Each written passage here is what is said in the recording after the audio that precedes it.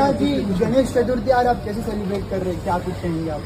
धमाल मचाएंगे हम सब और बच्चों के साथ। ओह, छोटू गणपति भी लेके आए हैं, थैंक यू सो मच। तो हम डांस करके सेलिब्रेट करेंगे, जैसे हर साल हर कोई पप्पा की स्वागत करते हैं धूमधाम से नाच के, तो हम भी ऐसे ही मनाएंगे, है कि नहीं? गणपति बप्पा मंगल मूर्ति। तो फिर हो जाए मैम डांस के 2 स्टेप बच्चों के साथ। सीरियसली चलो डांस करें। Dance ma'am, dance ma'am, dance करो।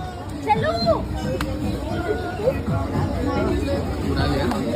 डांस करना पड़ेगा।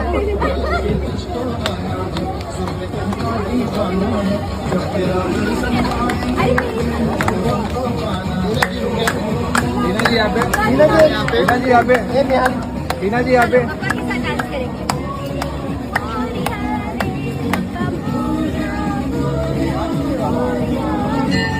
टीना जी लोग यहाँ पे, टीना जी रुको।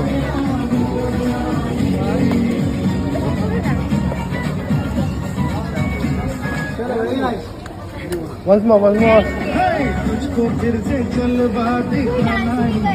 डांस करो बच्चे को, कौन?